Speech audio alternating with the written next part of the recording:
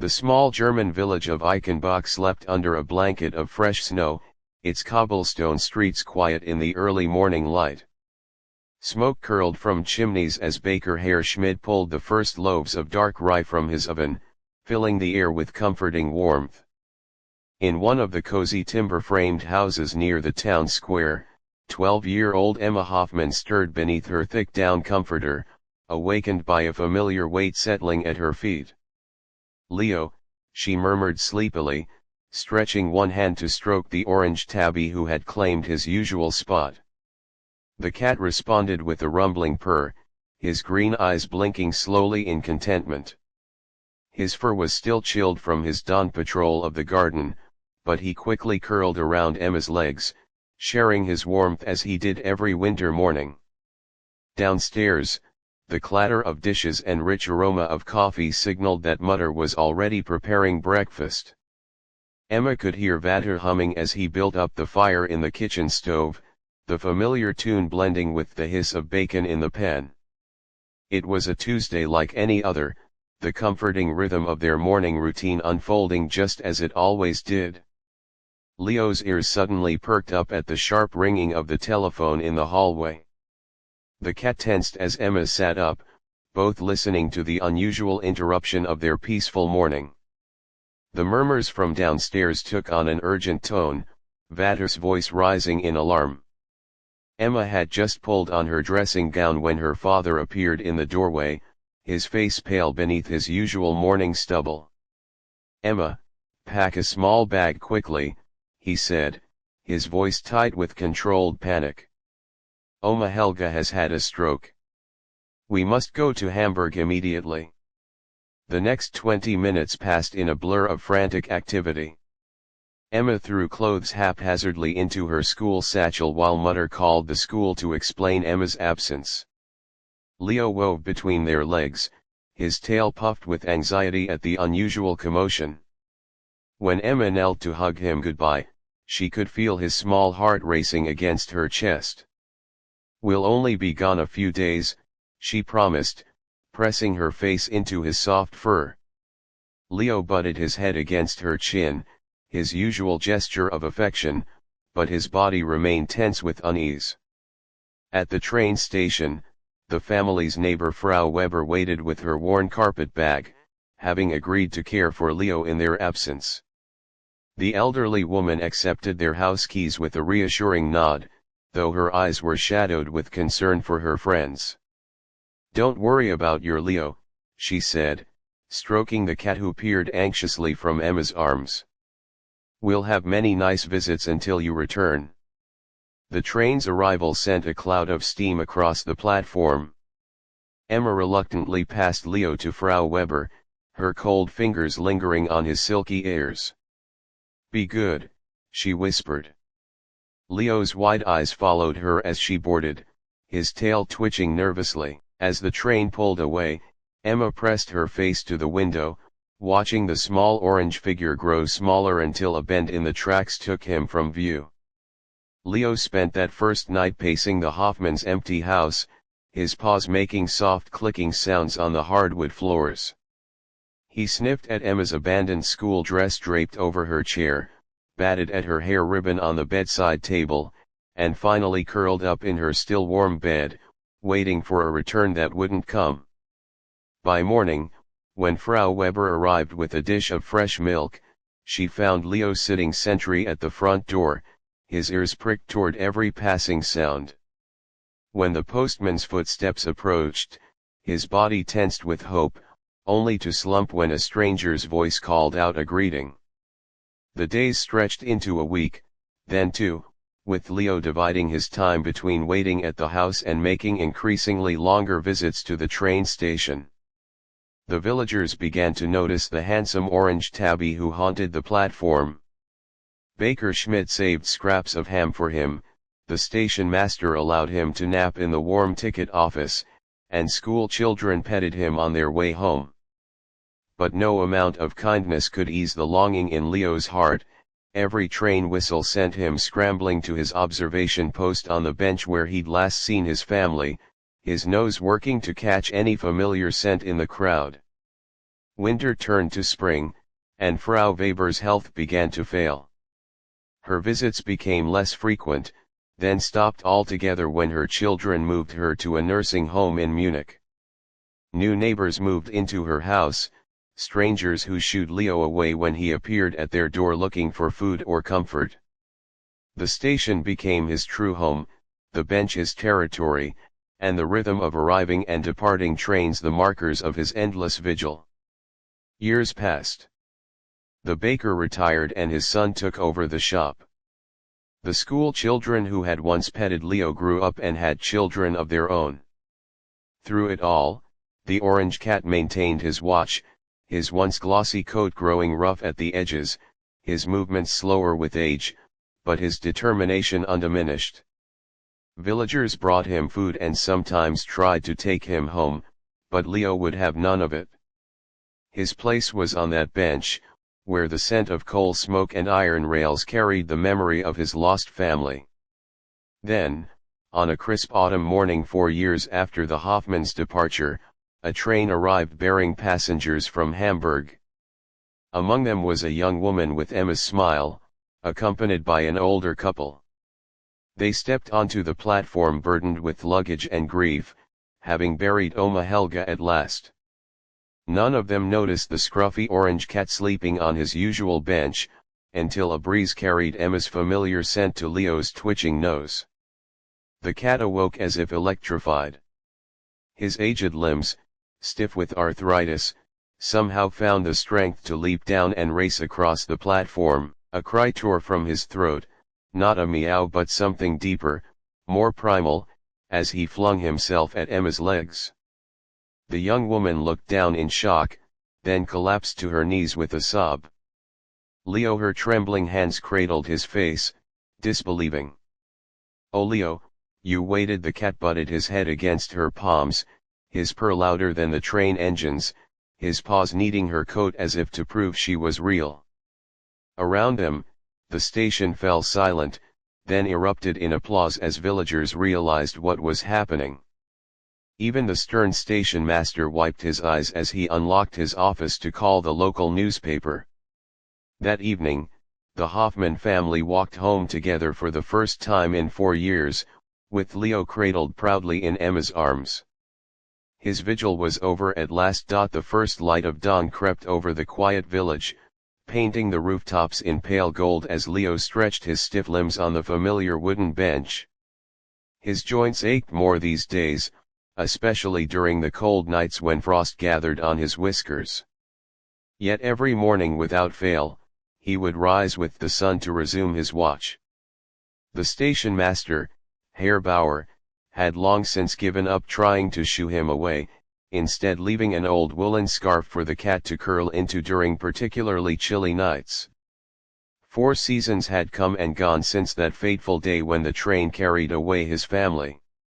The once glossy orange fur now showed patches of gray, and the scar across his left ear, earned in a territorial dispute with a stray tom last winter, stood as a testament to his hardships. Yet his green eyes remained as sharp as ever, scanning each arriving passenger with undiminished hope.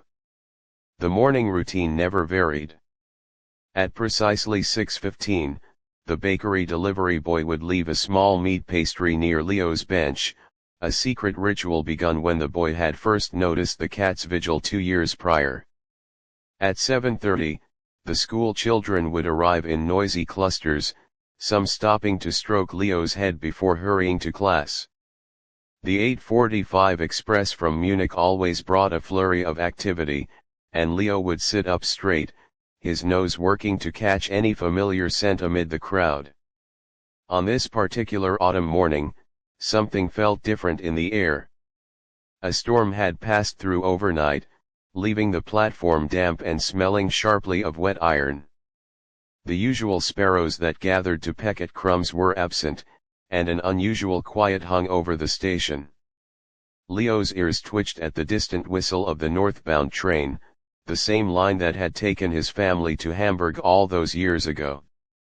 As the train screeched to a halt, doors clattering open, Leo rose to his feet. His tail, usually held low, lifted slightly as a new scent reached him, something faint beneath the odors of coal smoke and perfumed travelers. A group of passengers disembarked, their shoes clicking against the wet concrete. Then, cutting through the morning bustle, came a sound that made Leo's entire body go rigid. A laugh, high and bright, with a particular cadence he hadn't heard in 4 years.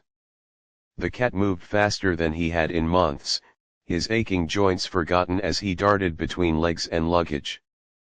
A young woman, no, a girl grown into a young woman, stood facing away from him, helping an older man with a cane step down from the train car. Leo didn't need to see her face. The way she moved, the slope of her shoulders, the scent of lavender and pencil lead that still clung to her after all this time, his entire world narrowed to this single point. Emma turned just as Leo reached her, her eyes widening in shock as the orange cat launched himself at her legs with a hoarse cry that wasn't quite a meow. Her school satchel, the same one she'd carried away, now worn at the edges, slipped from her shoulder as she dropped to her knees. Leo, her voice cracked on the single syllable. Warm hands, so much larger than he remembered but with the same gentle touch, cradled his face. Oh God, Leo, you're alive. Her tears fell on his fur as she gathered him against her chest, his purr vibrating through both of them. The familiar heartbeat beneath his paws, the scent of home beneath the new notes of womanhood and grief. After 1,460 days of waiting, his vigil had ended. Around them, the station had gone quiet. Herr Bauer stood frozen at his ticket window, the newspaper he'd been reading slipping from his fingers. The baker's son, now grown into his father's apron, crossed himself instinctively. Even the birds seemed to pause their chatter as the village witnessed what could only be described as a miracle. Klaus Hoffmann leaned heavily on his cane, his face pale beneath his beard. Mein Gott, he breathed, reaching out to touch Leo's matted fur as if to confirm he was real. Lena pressed a trembling hand to her mouth, her eyes flooding as she took in the sight of their cat, thinner, older, but undeniably their Leo, clinging to their daughter. The walk home passed in a haze for Leo. Cradled in Emma's arms, he watched familiar streets roll by, noting the changes: Frau Weber's house with new curtains, the schoolyard where they'd added another swing set, the butcher's shop now painted blue instead of red.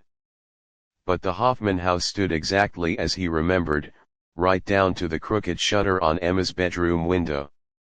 Inside, the smells overwhelmed him, the beeswax polish Lena used on the furniture, Klaus's pipe tobacco lingering in the study, the faint trace of Emma's childhood still clinging to her bedroom.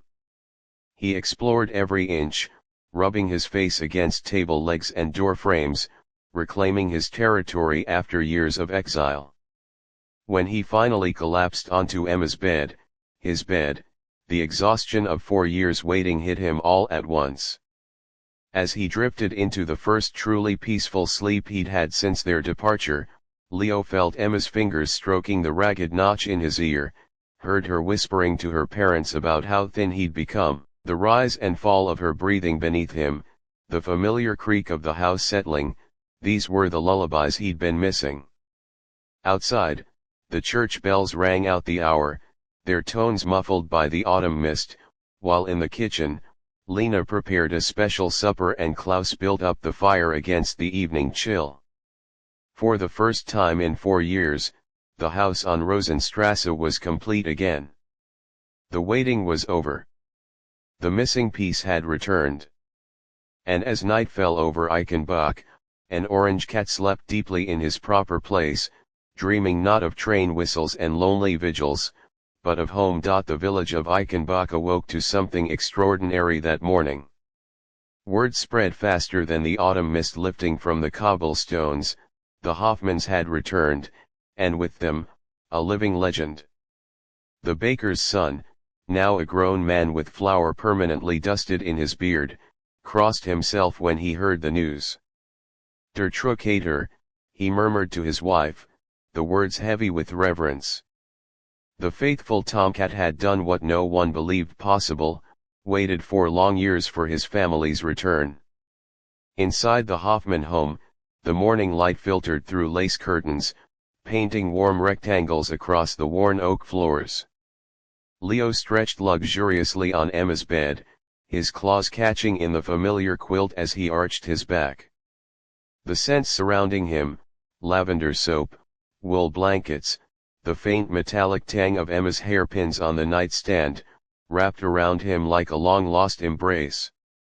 His belly, for the first time in years, was full of proper cream rather than scraps, and the ache in his joints had eased somewhat after a night spent on soft bedding instead of a wooden bench.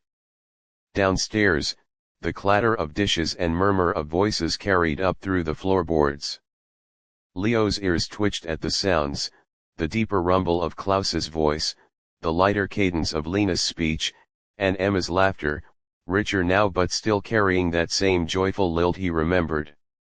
His tail flicked as he padded to the bedroom door, nosing it open with practiced ease.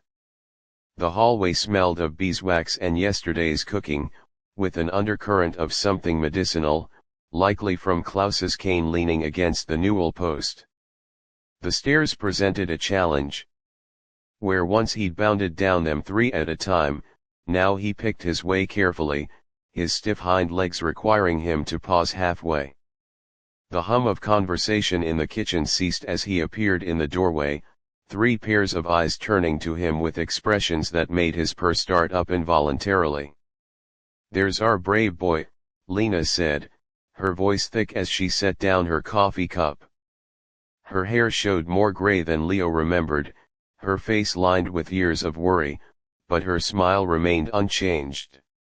She reached for him, and though his instincts screamed to maintain dignity, he found himself butting his head against her hand with kittenish urgency. Emma knelt beside him, her grown-up hands, no longer the small, sticky fingers that used to sneak him treats, running along his rib cage with clinical concern. "He's so thin, muddy," she murmured. "And these scars." Her fingertips traced the battle marks earned during his years of solitary survival, the torn ear from alleyway skirmishes, the patch on his flank where fur never grew back after a particularly harsh winter. Klaus pushed back from the table with a grunt, his cane tapping against the tile as he moved to the icebox.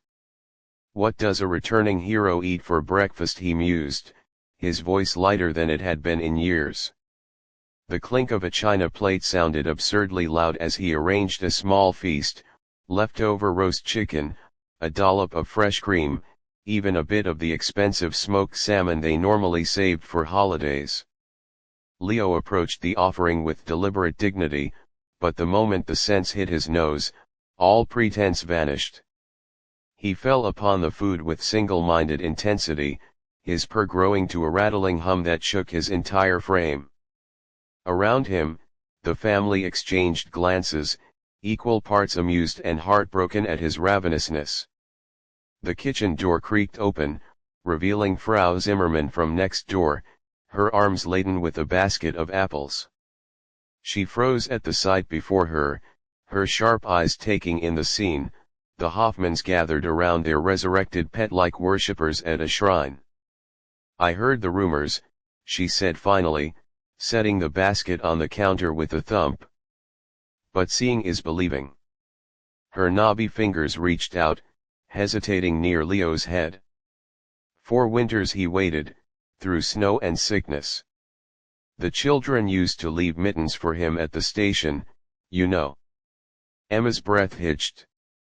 She gathered Leo closer, her cheek resting on his bony back. "We never meant to be gone so long," she whispered into his fur. The unspoken words hung heavy, they'd nearly not returned at all. The long illness, the financial struggles in Hamburg, the nights spent debating whether to sell the Eichenbach house. Only Oma Helga's dying wish that they return home had finally brought them back. The morning passed in a haze of visitors. The postman made an unscheduled stop, his usual gruffness softened as he presented Leo with a catnip mouse from his own pet stash. The schoolmistress came by under the pretense of welcoming the Hoffmans back, but spent most of her visit surreptitiously wiping her eyes while watching Leo doze in a sunbeam. Even the stern-faced pharmacist arrived with a tin of special tonic for elderly cats, his clinical demeanor cracking when Leo head-butted his hand in thanks. By midday, the excitement had clearly worn on Leo. His naps grew longer between visitors, his movements slower. Emma noticed first, shooing away well-wishers with gentle firmness. "He needs rest," she declared, scooping him up despite his half-hearted protest. Upstairs, she arranged a nest of blankets in her window-sill, his old favorite spot, where he could watch birds in the garden below while soaking up sunlight. As she settled him into the makeshift bed, Leo surprised her by catching her sleeve with one paw. His green eyes, clouded with age but still sharp, held hers with startling intensity. 1,000 unsaid things passed between them in that look, all the lonely nights, the unanswered hopes, the steadfast belief that had sustained them both. Emma's vision blurred as she brought her face down to press against his forehead, the way she'd done when they were both younger and the world simpler. Outside, the village continued its daily rhythms. Carts rattled down the high street, school children's laughter floated from the playground, the church bell marked the hours. But inside the Hoffman house, time seemed to pause, wrapping protectively around a girl and her cat, reunited against all odds. The faint sound of Lena humming in the kitchen, the rhythmic tap of Klaus's cane as he moved about his study, these ordinary sounds composed the symphony of home, a melody Leo had carried in his heart through all his lonely vigils. As afternoon faded toward evening, Leo stirred from his doze to find Emma still beside him, her fingers absently stroking his fur as she stared out at the darkening garden. The golden light caught the tears on her cheeks but also the smile curving her lips.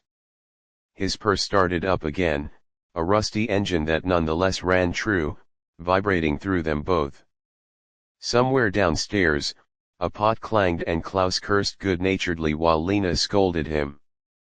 The smells of roasting meat and herbs drifted up, mingling with the crisp autumn air through the slightly open window.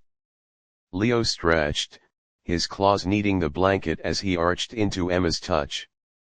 His body still bore the marks of his ordeal, the missing teeth from fighting stray dogs, the joint that never quite healed properly after that icy winter, but in this moment, none of that mattered. The waiting was over. The missing pieces had been restored.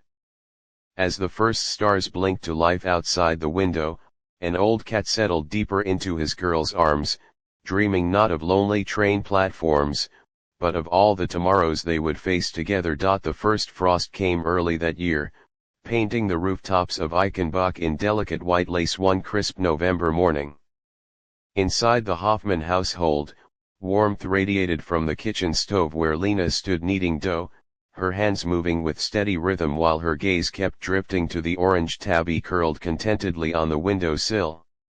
Leo basked in a patch of weak sunlight, his fur fluffed against the chill, his breathing deep and even. The scars across his muzzle stood out starkly against his ginger coat, silent testaments to hardships endured during his long vigil at the train station. Emma's footsteps sounded on the stairs, slower now than in her girlhood but still carrying that same eager energy. She paused in the kitchen doorway, her smile softening as she took in the scene, her mother baking, her father dozing in his armchair with the newspaper slipping from his fingers, and Leo, their miracle cat, blinking sleepily at her arrival. 4 months had passed since their improbable reunion, and still, every morning felt like a gift. "There's my handsome boy," Emma murmured, scratching under Leo's chin the way he loved. His purr rumbled through the quiet kitchen as he stretched, his claws extending and retracting against the sun-warmed wood. The changes in him since coming home were subtle but profound, the hollows beneath his ribs had filled out, his coat regained some of its former luster, and the perpetual tension in his frame had melted away. Only his eyes still carried echoes of those lonely years, occasionally clouding with something distant when a train whistle sounded in the distance. Lena wiped flour-dusted hands on her apron.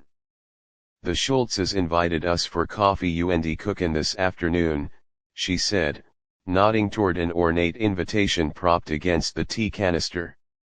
"They specifically mentioned wanting to see Leo." Emma's lips quirked. Of course they did. The entire village had developed something of a reverence for their feline family member. Gifts arrived regularly, hand-knitted blankets, tins of expensive fish, even a custom-made collar from the jeweler's wife. The local children told exaggerated stories about Der Wunderkater to their wide-eyed friends, while elderly villagers crossed themselves when passing the train station bench where Leo had kept his vigil. As if sensing their attention, Leo hopped down from his perch with surprising grace for his age and made his way to Klaus's chair. With practiced determination, he butted his head against the man's dangling hand until Klaus stirred with a grunt. "Demanding old thing, aren't you?" Klaus muttered, but his gnarled fingers moved automatically to scratch behind Leo's ears. The cat leaned into the touch, his purr intensifying as Klaus's stiff joints loosened with the motion. Theirs was an unspoken understanding, two old warriors recognizing the battles etched into each other's bodies. The morning passed in comfortable routine. Emma sorted through her teaching materials at the kitchen table she'd taken over the junior class at the village school, Lena baked, and Klaus alternated between napping and complaining about modern politics. Leo moved among them like a ginger shadow, settling briefly in each patch of sunlight before moving to the next, his presence a quiet constant that somehow made the house feel complete. When the church bells chimed noon, the family prepared for their visit to the Schultzes. Emma brushed out Leo's coat with a special boar-bristle brush Frau Weber had sent from Munich, working carefully around his sensitive areas. "You'll be the best-dressed cat in Eichenbach," she teased as he preened under her attention. Lena wrapped a small tart in cloth, payment for the cat treats she knew the Schultzes would have prepared, while Klaus polished his good shoes with extra vigor. The walk through the village was a leisurely affair. Klaus's cane tapped rhythmically against the cobblestones as they moved past familiar storefronts, each step stirring memories both sweet and bittersweet. Leo trotted ahead with his tail held high, pausing occasionally to sniff at particularly interesting doorsteps or to accept pats from passing neighbors. The butcher's wife rushed out with a sliver of prosciutto, the postman tipped his hat, and a group of school children trailed behind them at a respectful distance, whispering excitedly.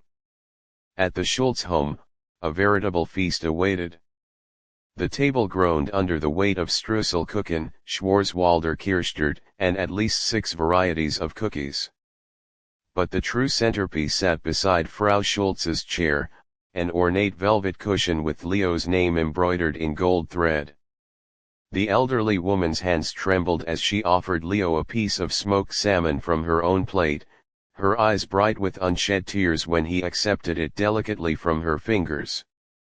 Mein Bruder had a cat who waited 3 days at the hospital when he fell ill, Herr Schultz said as he poured coffee into delicate china cups. But 4 years. He shook his head, unable to finish the thought. The unspoken truth hovered in the fragrant air, Leo's devotion had surpassed ordinary understanding, entering the realm of something holy. The afternoon sunlight slanted through lace curtains as conversation flowed around the table, news of crops and grandchildren, updates on neighbors, plans for the upcoming Christmas market. Leo made his rounds, accepting tribute from each guest before settling at last at Emma's feet, his chin resting on her shoe as if to anchor himself.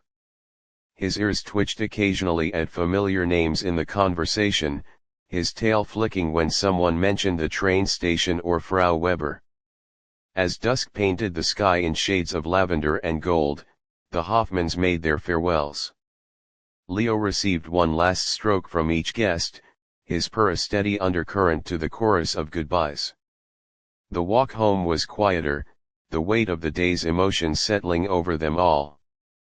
Klaus's cane tapped more slowly now, and Emma carried Leo in her arms, his warmth a comfort against the evening chill. Back home, the rituals of evening unfolded with comforting familiarity. Lena lit the lamps while Klaus built up the fire. Emma prepared Leo's supper, a special mixture the veterinarian had recommended for older cats, and set it by the hearth where he could eat in warmth. The cat ate methodically, pausing occasionally to lick his whiskers or rub against Emma's ankle in gratitude. Later, as the fire burned low and the house settled into nighttime quiet, Leo made his rounds. He visited Klaus in his study, where the old man absently stroked his fur while reading the paper. He curled briefly on Lena's lap as she knitted by the fire, his purr matching the rhythm of her clicking needles. And at last, he climbed the stairs to Emma's room, leaping onto her bed with more agility than he'd shown in months. The moon cast silver light through the window as Emma settled beneath the covers. Leo kneaded the blanket beside her before curling into his customary spot against her side, his head resting on her outstretched arm just as he'd done when she was a girl. Outside, an owl called from the churchyard and a light snow began to fall, dusting the village in quiet beauty. Emma's fingers traced the familiar contours of Leo's face, the notch in his ear, the ridge of an old scar along his jaw, the soft fur between his eyes that still carried the faint scent of sunshine. His breathing slowed into the steady rhythm of sleep, his paws twitching occasionally as he dreamed. Perhaps of train whistles and lonely vigils. Or perhaps, finally, of nothing more than the simple joy of being home. In the darkness, Emma smiled and pressed a kiss to his forehead. The house creaked softly around them, the fire crackling downstairs, her parents murmuring good night to each other. All was as it should be. All was as he had remembered through all those long years of waiting. And as the snow continued to fall outside, blanketing Eichenbach in peaceful silence, an old cat slept deeply in his rightful place, surrounded by the love that had called him home at last. The winter deepened its hold on Eichenbach, transforming the village into a snow globe scene of frosted rooftops and smoke curling from chimneys. Inside the Hoffman home, the scent of pine boughs and cinnamon filled the air as Lena and Emma decorated for Christmas, their laughter mingling with the crackle of the hearth. Leo observed the festivities from his throne, a plush armchair strategically positioned near both the warmth of the fire and the twinkling lights of the Tannenbaum. His green eyes, though clouded with age, sparkled with feline amusement as Klaus grumbled over tangled garlands, his cane propped against the wall like a reluctant participant in the merriment. The past months had settled into a rhythm as comforting as a well-worn quilt. Mornings began with Leo padding into Emma's room at dawn, his purr rumbling against her cheek until she stirred. Breakfast was a ceremonious affair, Lena slipping him slivers of buttered toast, Klaus pretending not to notice when Leo stole a bite of his sausage. The villagers still stopped by with offerings, a knitted sweater from the tailor's wife, a tin of sardines from the grocer, even a handwritten poem from the schoolmaster titled Ode to the Faithful One. Leo accepted these tributes with regal indifference, though he developed a particular fondness for the butcher's scraps, delivered every Thursday without fail. Yet beneath the contentment, subtle signs whispered that time was leaving its mark. Leo's naps grew longer, his jumps to windowsills less assured. Some mornings, Emma would find him stiff-legged by the hearth, blinking slowly as if gathering strength for the day.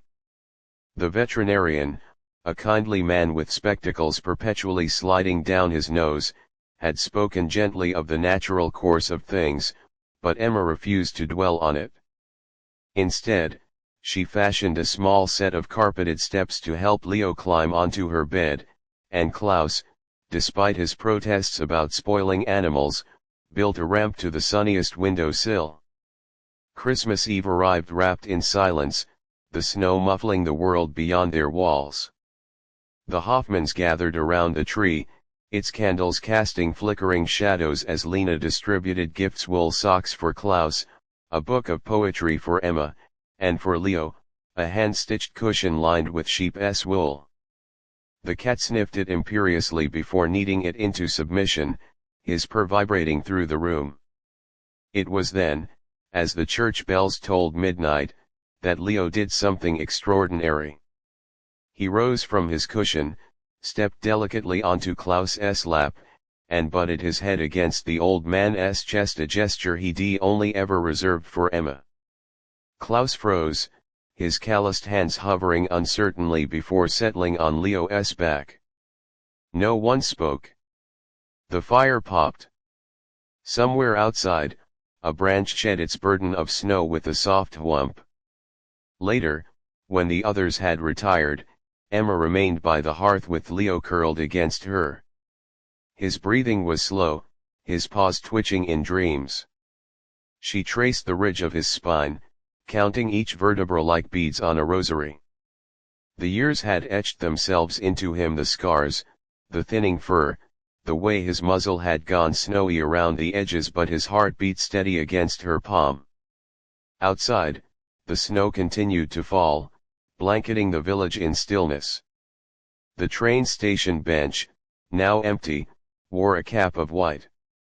The tracks, polished by moonlight, stretched north toward Hamburg, where this story had begun.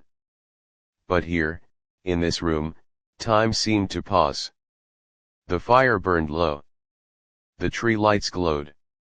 And an old cat, surrounded by those he'd crossed seasons and sorrows to find, slept deeply, not in waiting, but in peace. Note: this segment maintains the emotional depth of previous installments while focusing on Leo's integration back into family life and the quiet passage of time. The pacing is deliberate, with sensory details: the crunch of snow, the scent of pine anchoring the nostalgia. Let me know if you'd like to expand any section, perhaps a subplot with the villagers' reactions, or a flashback to Leo's winter at the station. The first buds of spring trembled on the branches outside the Hoffman's kitchen window, pale green and fragile against the crisp March air. Inside, Leo lay curled in his favorite patch of sunlight, his breathing slow and rhythmic, his once vibrant orange fur now frosted with white. The years had softened his edges: his paws, once quick and sure, now moved with deliberate care, his meow, once demanding, had faded to a whisper. But his eyes, still that clear, knowing green, held the quiet wisdom of a creature who had loved deeply and waited faithfully. The village of Eichenbach had changed in small ways since his return. The bakery had a new sign, the schoolhouse had been repainted, and the train station bench, his bench, now bore a small brass plaque that read, "In honor of loyalty that defied time." Visitors sometimes paused to touch it, murmuring the story to their children. That's where the faithful cat waited, they'd say, and the tale would weave itself into the fabric of the town, a legend passed down like a heirloom. Emma, now a young woman with laughter lines framing her eyes, knelt beside Leo, her fingers stroking the downy fur between his ears. "You're dreaming, aren't you?" she murmured. His paws twitched slightly, as if chasing phantom sparrows in his sleep. Klaus, his beard more silver than brown these days, set down his pipe and reached over to rub Leo's favorite spot at the base of his tail. Even after all this time, the cat's purr could still fill the room like a contented thunder. Lena placed a saucer of warm cream beside him, the scent rich and comforting. "For our brave boy," she said, her voice thick with unspoken emotion. Leo lifted his head, licked her fingers once in thanks, then settled back into his nap. There was no hurry anymore. No trains to watch for. No cold nights to endure. Only the sunlight and familiar hands, the murmur of voices he knew by heart, the certainty that he was home. That evening, As dusk painted the sky in shades of lavender and gold, Leo stirred. He rose with quiet dignity and made his way through the house, pausing in Klaus's study to rub against his legs, nuzzling Lena's apron strings as she kneaded dough for tomorrow's bread, climbing with Emma's help onto the window seat where he could watch the stars appear one by one. When Emma gathered him into her lap, he didn't resist. His breathing was slow, his body lighter than it had ever been, as if he were already halfway to someplace else. "You can rest now," she whispered into his fur, her tears warm against his back. "You kept your promise." And so, wrapped in the arms of those he loved, Leo closed his eyes for the last time. Not on a lonely bench, but in the home he had never given up on. Not with a heart full of waiting, but one overflowing with the love he had earned. Outside, the first spring breeze carried the scent of thawing earth through the village. Somewhere, a train whistle blew, not a sound of departure, but of journeys completed. And high above, the stars shone down, bearing witness to a truth as old as time itself: the greatest love is not measured in years, but in faithfulness. Not in grand gestures, but in quiet devotion. And sometimes, miracles do happen for those brave enough to wait, and kind enough to return.